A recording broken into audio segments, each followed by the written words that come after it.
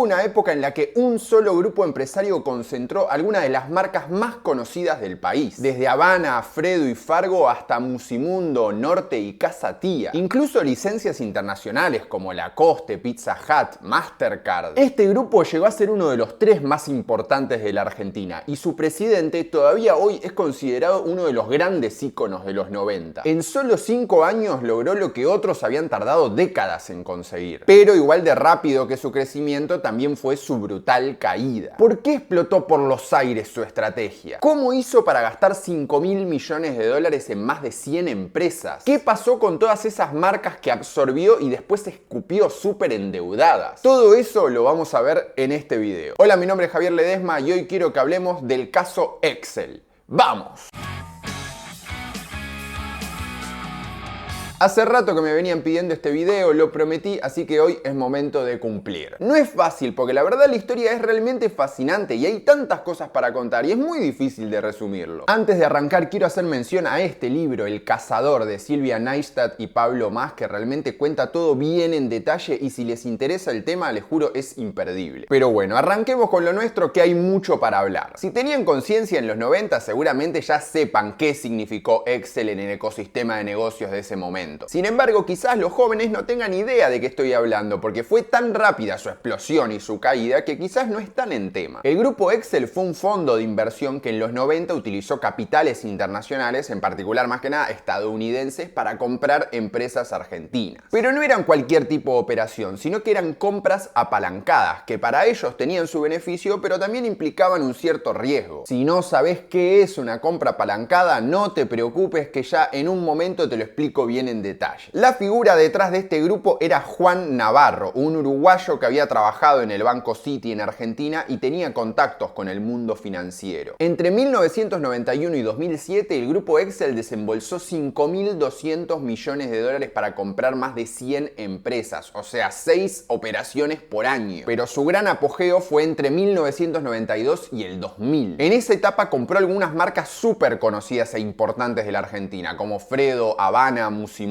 y se convirtió en el tercer grupo privado económico más importante del país, con ventas anuales por 4.000 millones de dólares. Sin embargo, hubo varios condimentos que hicieron que su plan, que parecía perfecto, estallara por los aires con la crisis de 2001. Pero para llegar a eso tenemos que hablar de cómo nació el Excel, y la mejor manera de arrancar para mí es con el padre de la criatura. Juan Carlos Navarro Castex nació en 1952 en Montevideo, en una familia que no era rica, pero sí muy importante. Su abuelo y su padre, Alfredo Navarro, los dos eran considerados eminencias del mundo de la medicina. Y de parte del árbol genealógico de su madre hay varias personas que ustedes seguro conocen. Por ejemplo, el ministro de Economía de la última dictadura militar, José Martínez de Hoz, era primo tercero de su mamá, y la escritora Victoria Ocampo era prima segunda de ella. Cuestión que Navarro a los 18 se vino a Buenos Aires a estudiar administración en la UBA y en el 77 entró a trabajar en el Banco Ganadero, que ese banco estaba manejado por Narciso Ocampo, tío abuelo de su mamá. Era, la verdad, una gran familia muy conectada. En 1980, mirando el diario, vio que había un aviso del Banco City buscando empleados, y así es como entró al gran mundo financiero. Ahí laburó en banca comercial y fue escalando hasta conseguir un puesto en Nueva York, la gran manzana. Pero en 1987 le llegó una gran oportunidad que él no dudó en aprovechar. El City lo sumó a Navarro en Citicorp Capital Investors, y en poco tiempo él se volvió presidente de esa unidad. ¿De qué se ocupaba este negocio? Dicho en difícil, se encargaba de capitalizar los papeles de deuda argentina que tenía el City, cambiándolos por acciones de empresas. Pero banquen que lo explico bien. El City era uno de los principales acreedores de la deuda externa argentina, pero esos papeles estaban devaluados y andás a ver cuándo los ibas a cobrar. Sin embargo, el Banco Central reconocía el 100% del valor nominal de ese papel, o sea, era como una especie de subsidio. O sea, el papel valía 100, vos se lo comprás ese tipo a 30, pero después lo podías canjear por 100. Entonces, como había empresas endeudadas con bancos nacionales, el City lo que hacía era asumir esa deuda, pagaba con esos papeles que reconocían al 100 y se quedaba con las acciones de la empresa. Eso hacía el área de Juan Navarro, que entre el 87 y el 91 se quedaron con 14 compañías. En 1991 91 Juan Navarro creía que ya tenía los suficientes contactos, experiencia, pergaminos para poder lanzarse en solitario, pero lo que le faltaba era un inversor. Y apareció el Banco Mariva de José Luis Chicho Pardo, que le dio capital inicial a cambio de un 30% de la compañía. Así fue que Navarro renunció al Citi y armó su propia boutique de inversiones que todos luego conoceríamos como el Excel. Lo primero que hizo fue armar un buen directorio, porque ahí es donde se cocina el lobby, la rosca. Tenía desde ex banqueros, asesores, lobistas, empresarios, de todo. También se llevó a varios ex compañeros suyos del Citi y reclutó abogados, contadores, consultores. Las acciones del Excel se dividían así: un 30% era para Navarro, un 40% era para los principales directivos, entre ellos Juan Navarro, y otro 30% para el Banco Mariva, que en el 95, después de la crisis del tequila, vendió todas sus acciones el Mariva, pero bueno, nosotros sigamos. La idea era replicar eso mismo que hacía Navarro en el Citi, pero con la operatoria de las compras apalancadas. El tema es que para eso necesitaban un socio que consiguiera los fondos, y lo encontró en el banco de inversión estadounidense Oppenheimer, con el que levantó 47 millones de dólares en el fondo 1 del Excel en el 92. Pero paremos la mano un segundo, porque acá hay algo que falta. ¿Por qué Navarro y Oppenheimer creían que había un buen panorama para convencer a estos millonarios de que pusieran guita en el país? Bueno, eso tiene una explicación. Las tasas de interés de los Estados Unidos habían bajado muchísimo, entonces los grandes inversores internacionales empezaron a mirar otros mercados para poner su plata. Latinoamérica era riesgosa, pero podían conseguir rendimientos muy interesantes. En particular los fondos de pensión yanquis, que mueven miles de millones de dólares, una chanchada de guita. Además, durante el gobierno de Menem, por decreto se modificó la ley de inversión extranjera. Los capitales internacionales tenían más libertad para venir y además podían girar utilidades cuando quisieran, o sea, una fiesta para ellos. Esto sumado a que por la situación económica muchos empresarios locales, en particular empresas familiares, no veían con malos ojos vender su negocio y liquidar todo lo que habían laburado. Ahora bien, el primer objetivo del Excel fue comprar el tren que va a Mar del Plata, pero resultó en un fracaso. Perdieron la licitación con Franco Macri, el tren al final nunca se llegó a privatizar. Sin embargo, todo esto les dio como una gimnasia, como para aprender de cómo era todo ese arte de negociar. Su primera gran victoria fue en septiembre de 1992, cuando ganaron la licitación por Edesal, que era la empresa de distribución de energía eléctrica de San Luis. Igual las privatizaciones no fueron el gran fuerte del Excel, sino más bien las compras privadas, lo que se conoce como private equity. Apá, ¿cómo está con el inglés? ¿Qué pasó? Y su primera presa en ese rubro con el fondo 1 fue Ciabasa, una compañía de productos de limpieza y dueña de la marca Camello, por la que pagaron 7,6 millones de dólares en enero del 93. Como les conté antes, el método de adquisición del Excel era a través de las compras apalancadas, con una ingeniería que involucraba los fondos que captaban, préstamos de bancos y varias sociedades en paraísos fiscales. Seguro los nerds financieros saben lo que es una compra apalancada, pero lo voy a tratar de explicar para los javitos que hay ahí en el mundo. En este tipo de operación, el comprador toma un préstamo para adquirir una empresa y la garantía de ese préstamo son los activos de la misma empresa que se quiere adquirir. Pero bueno, no sé si se entendió, lo voy a explicar mucho más sencillo. El Excel juntaba fondos de todos estos inversores y con esa plata y un préstamo bancario adquiría una empresa, digamos, X. Después emitía bonos de deuda con esa compañía y usaba sus activos como garantía para poder pagar el préstamo bancario. Y ya en control de la firma usaba el flujo de fondos de la compañía para ir pagando los intereses de la deuda que emitió. Básicamente el Excel casi no ponía un mango por la compañía, pero después ganaba mucha plata con la comisión y la diferencia por la venta. Esta operatoria no es que la inventaron ellos, sino que empezó tímidamente en los 60 en los Estados Unidos y después se afianzó muchísimo más con lo que es el fondo KKR, conducido por Henry Kravis. Por eso muchas veces a Navarro le dijeron como el Henry Kravis argentino. El negocio del Excel entonces era comprar empresas con bajo nivel de deuda y gran cantidad de activos, como podían ser locales o fábricas. Las super endeudaba, recortaba costos, las expandía, para después venderlas por muchísima guita y quedarse una buena tajada. En ese momento el Excel se quedaba un 12% de la ganancia de esas operaciones, mientras que Oppenheimer se llevaba un 8%. Las primeras operaciones le salieron bien y eso empezó a generar confianza y mayor interés de los fondos yanquis, porque compraron Ciabasa, Poet San Juan y el negocio de aerosoles de YPF por 22 palos verdes, la fusionaron y en el 96 se lo vendieron a Clorox por 95 millones de dólares. Lo mismo pasó con las energéticas privatizadas. A la de San Luis le sumaron la de La Rioja y la de Salta con 200 millones de dólares de inversiones en total. Y en el 99 99 el estadounidense GPU pagó 430 millones de dólares por este combo de empresas. Pero hay un detalle impositivo que es clave en todo esto y a Excel lo beneficiaba un montón. En ese momento la legislación argentina permitía que una empresa que pagaba el impuesto a las ganancias se fusionara con otra que tenía quebranto en positivo y así poder dejar de pagar ese impuesto. Esto era porque el pago de intereses de deuda era considerado deducible del impuesto a las ganancias. Entonces los tipos súper endeudaban una sociedad, o sea, le hacían entrar en quebranto impositivo y después la fusionaban con la empresa que querían comprar y así dejaban de pagar ganancias. Después en el 99 el gobierno creó un impuesto a la deuda para tratar de frenar este tipo de operaciones, pero para ese momento el Excel ya había salido de shopping en grande. Así que ahora que conocemos quién es Navarro y cómo operaba el Excel, llegó el momento de repasar algunas de sus operaciones más importantes.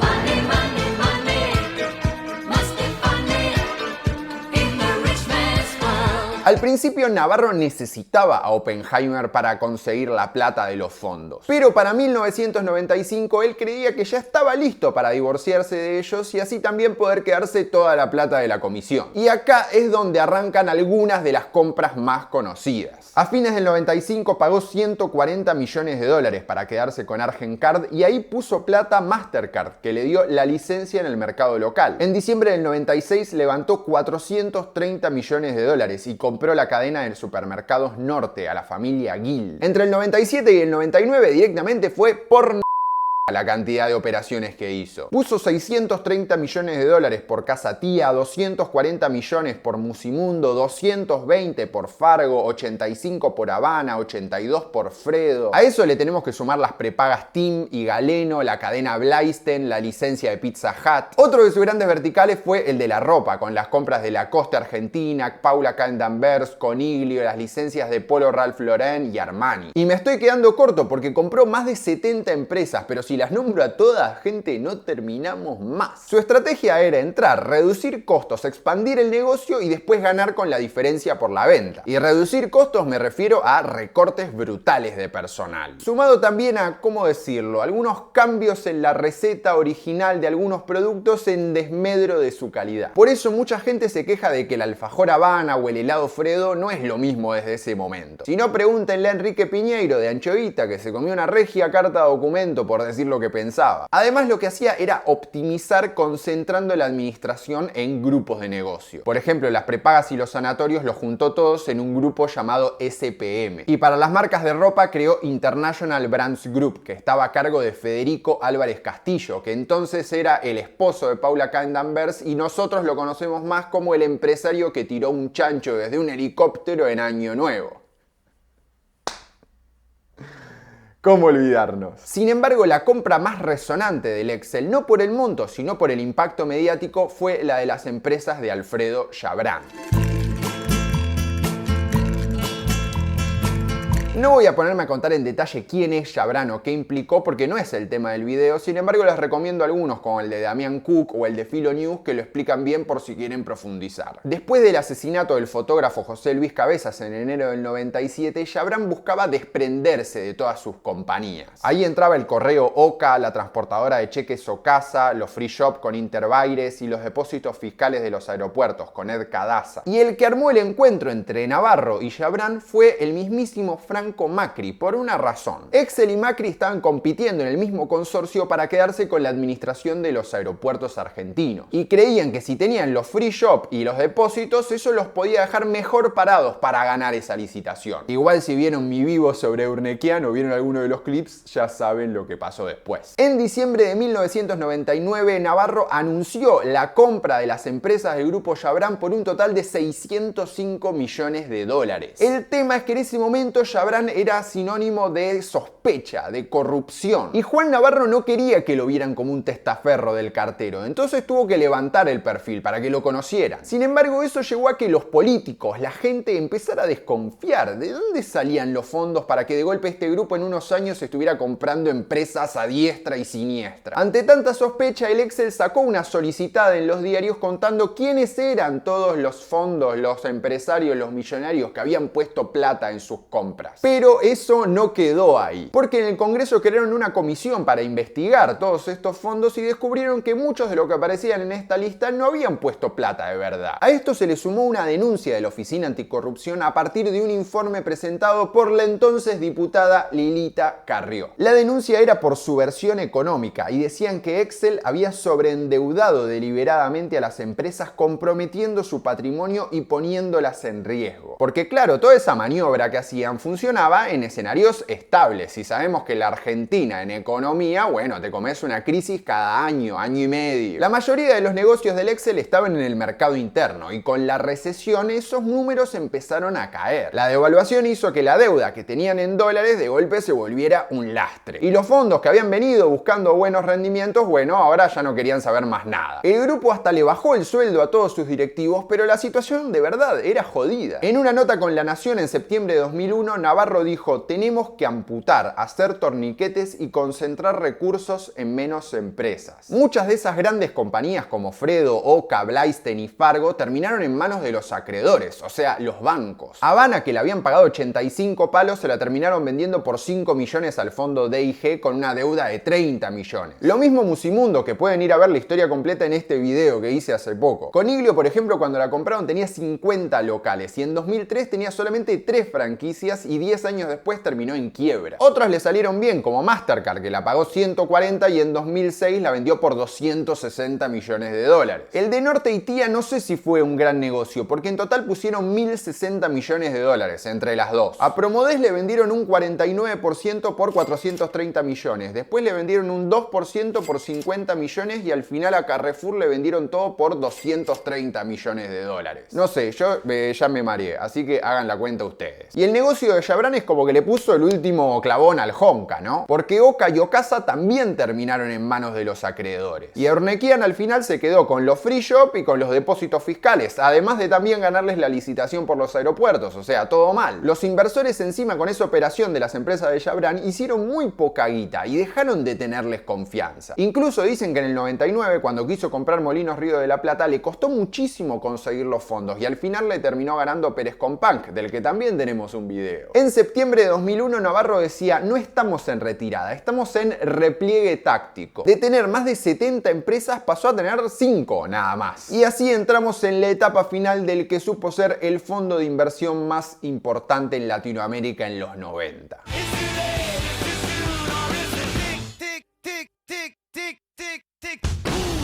Con la crisis no solo cayó su negocio principal, sino que las actividades del Excel también empezaron a ser como raras. En el 99 entró súper tarde al boom tech con la compra de Latin Stocks, que era como una especie de portal financiero que después se murió con la explosión de la burbuja.com. En 2000 firmaron para gerenciar el Club Quilmes de fútbol durante 10 años, pero bueno, al final duró un año nada más. En el fútbol también armaron un sitio que se llama superjugadores.com y en un momento manejaban una empresa de marketing deportivo con el empresario Guillermo Marín, que es el que trajo a Usain Bolt a correr contra el bondi del Metrobús.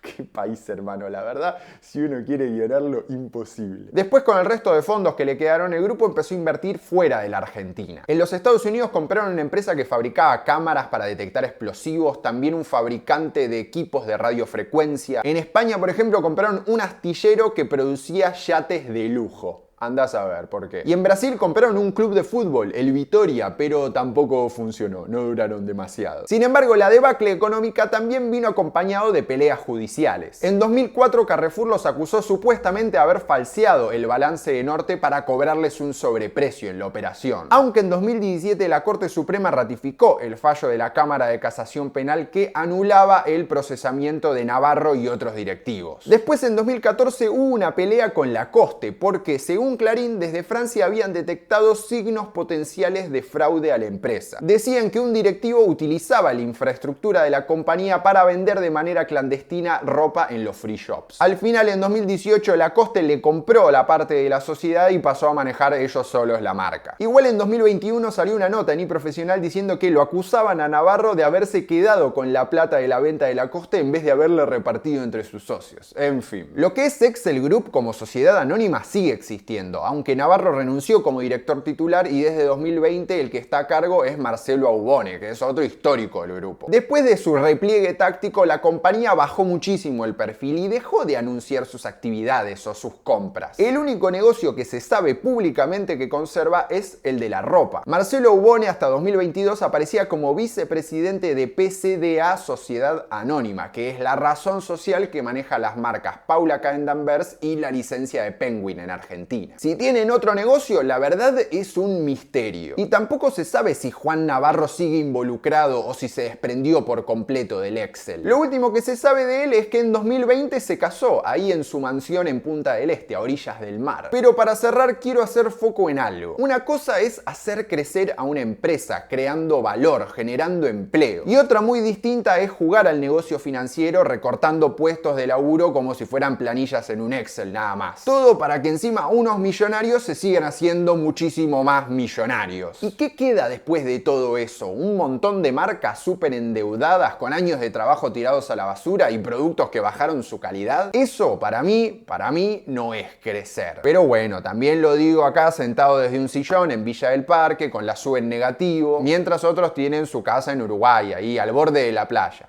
En fin. Esto fue todo, espero que les haya gustado. Si así fue, como siempre les digo, déjenme un pulgarcito acá abajo. Si de alguna manera también quieren colaborar con este proyecto, pueden mandarme un cafecito, va a estar mi usuario acá abajo en la caja de la descripción. No se olviden de suscribirse al canal, que eso es muy importante, y de contarles a todos los que conocen que existe esto, que existen las misceláneas. Y yo les voy a dejar por acá los contenidos relacionados y nosotros nos vemos la próxima.